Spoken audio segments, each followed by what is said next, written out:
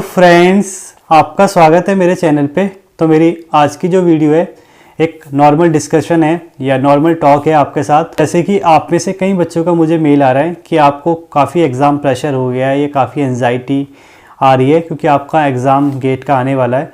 तो आपको काफ़ी प्रॉब्लम हो रही है पढ़ने में ड्यू टू एंजाइटी। मतलब आपको ये लग रहा है कि आपसे एग्ज़ाम होगा या नहीं होगा, या आप पे इतना प्रेशर आ गया है कि अब आप ना पढ़ पा रहे हैं और ना मतलब थोड़ा सा फोकस हो पा रहे हैं। आपको ऐसा लग रहा है कि अब आपसे एग्ज़ाम होगा या नहीं होगा और इस कन्फ्यूज़न में आपका पूरा दिन चले जा रहा है। तो देखिए, यहाँ पे मैं आपसे सबसे पहली बात ये कहूँगा कि देखिए, अगर आपको एंजाइटी या प्रेशर आ रहा है एग्ज़ाम का, या आपको ये लग रहा है कि आपसे पास होगा या नहीं होगा, या आपको ये लग रहा है कि जितनी आपने मेहनत करी है वो काम आएगी कि नहीं आएगी, या आपको अगर ये लग रहा है कि जो आपने पढ़ा है वो वहाँ पर आएगा कि नहीं आएगा, ये सब बातें नॉर्मल हैं। देखिए, कोई भी कैंडिडेट जो इस एग्ज़ाम की सीरियसली तैयारी कर रहा था या जिसकी फ़र्स्ट रैंक भी आने वाली है, उसको भी एंजाइटी या प्रेशर रहता है कि हाँ, अब उसका एग्ज़ाम में क्या होगा और या जितना उसने पढ़ा है वो सफिशिएंट है या नहीं। तो मतलब कहने का यही है कि ये सब चीज़ें नॉर्मल है और ऐसा बिल्कुल भी नहीं है कि ये सिर्फ आपके साथ हो रहा है। ये हर एक कैंडिडेट के साथ हो रहा है जो सीरियसली प्रिपेयर कर रहा है किसी एग्ज़ाम के लिए, और चाहे वो कोई भी एग्ज़ाम हो और चाहे वो गेट का एग्ज़ाम हो। पे मैं यही कहना चाहूँगा, आप इस चीज़ को नॉर्मल लेके चलिए कि अगर आपको कोई प्रेशर या एंजाइटी है, पर हाँ, ऐसा मत करिए कि आप पूरा दिन इसी को सोच के निकाल दें और अपनी पढ़ाई का टाइम जो है वो बर्बाद कर दें। क्योंकि देखिए, ये लास्ट टाइम भी है। अगर आप इसमें जितना बेहतर कर लेंगे या जितना बेहतर उसका यूटिलाइज़ कर लेंगे, उतना आपको एग्ज़ाम में काम आएगा। अब सेकंड पॉइंट है कि आप इसे बेहतर करें कैसे। तो देखिए, यहाँ पे मैं आपको यही कहना चाहूँगा, जो आपका बचा हुआ टाइम है उसमें आप रिवीज़न करें और जितना आपने पढ़ा है उस पर यकीन करें और उसको ही रिपीट करें लास्ट टाइम पे, यानी आप बार बार रिवाइज़ करें। कहने का मतलब है, आप इस टेंशन में ना रहें कि आपने जो पढ़ा है वो आएगा या नहीं आएगा, और या आपसे वो चीज़ें वहाँ पे सवाल हो पाएंगे कि नहीं हो पाएंगे। आप देखिए, बस उसमें बिलीव करिए, बस उसको रिवाइज़ करिए। क्योंकि अगर देखिए, अभी आप कुछ चेंज करते हैं या कुछ नया सीखने की कोशिश करते हैं, तो देखिए वैसे भी वो टाइम लेगा और कोई गारंटी उसकी भी नहीं है कि जो आप नया सीख रहे हैं वो आएगा कि नहीं आएगा, और वो आपको सिर्फ कंफ्यूज ही करेगा। मेरा तो ये मानना है, अगर आपने पूरे साल कुछ पढ़ा है तो वो अपने आप इतना सफिशिएंट है कि वो आपको एग्ज़ाम में अच्छे से अच्छे मार्क्स दिलवा सकता है।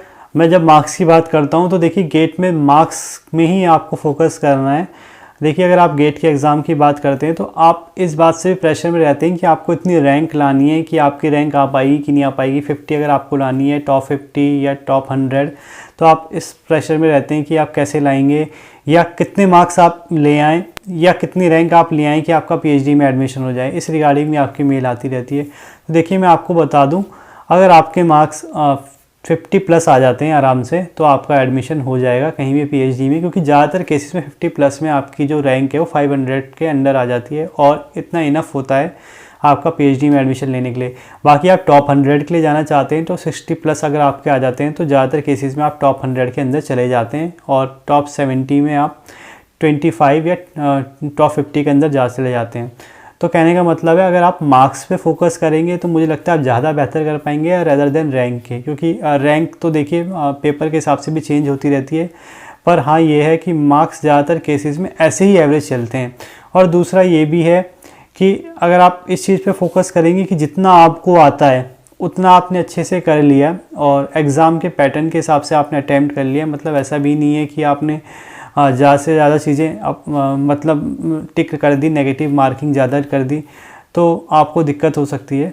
अगर आप एग्ज़ाम लेवल को पूरा फॉलो करते हैं, जैसे भी आपका एग्ज़ाम आता है और अपनी जितनी भी आपने पढ़ाई की है उसको अप्लाई करते हैं, तो मुझे लगता है आपके ऑटोमेटिकली बहुत अच्छे मार्क्स आ जाते हैं। पॉइंट है, देखिए, अब आप फोकस कैसे करें। तो मुझे जो लगता है, देखिए, आपको जो कन्फ्यूज़न होती है वो नेगेटिव कंटेंट से होती है। तो मैं आपको ये कहूँगा, आप don't watch negative content these days. Content का मतलब है, कभी कभी क्या होता है, आप एग्ज़ाम को भूल के आप दूसरी चीज़ें देखने लग जाते हैं, सोशल लाइफ लोगों की, या इस तरीके से आप ये सोचते हैं कि वहाँ पे चीज़ें ठीक हो रही हैं और आप यहाँ एग्ज़ाम की प्रैक्टिस कर रहे हैं, और ये भी मतलब आपको एक प्रेशर देता है कि आपका एग्ज़ाम ठीक नहीं हुआ तो आप मतलब अपना साल भर ख़राब हो गया आपका, और या आप कैसे सोशली खुद को प्रेजेंट करेंगे कि आप क्या कर रहे थे साल भर। तो मैं इसीलिए कहूँगा, आप सोशल लाइफ से दूर हो जाइए ताकि आपके दिमाग में ये सब बातें ना आए और आप एग्ज़ाम को फोकस कर सकें। और सेकंड, एक और कंटेंट की मैं बात करूँगा। ऐसा भी होता है कि आप डिफरेंट वीडियोस देखते हैं सब्जेक्ट रिलेटेड और फिर अपनी नॉलेज को चेक करते हैं। तो देखिए, ये चीज़ भी लास्ट टाइम पे मेरे को लगता है गलत है।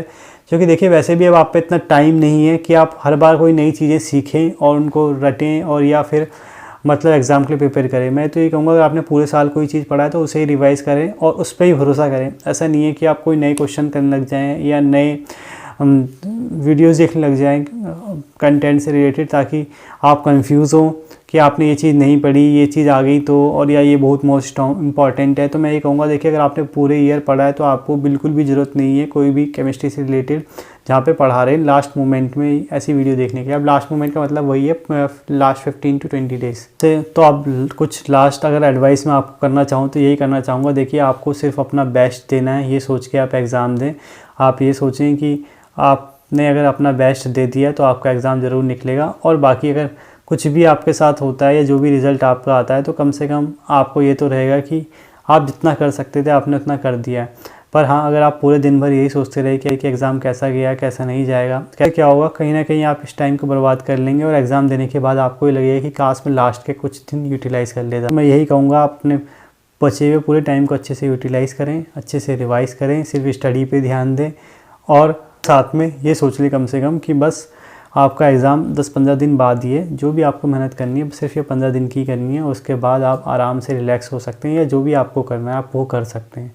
और नहीं भी तो कम से कम आप 1 हफ्ते या 2 हफ्ते का ब्रेक ले सकते हैं अपनी लाइफ में और आराम से अपने टाइम को एंजॉय कर सकते हैं। तो आई होप आपको मेरी बात समझ में आई होगी और आपको थोड़ा आइडिया लग गया होगा कि लास्ट टाइम में आपको क्या करना है और कैसे आपको फोकस रहना है। तो आगे ऐसी इन्फॉर्मेटिव वीडियो देखने के लिए चैनल को सब्सक्राइब करें, वीडियो को लाइक करें और शेयर करें। Thank you.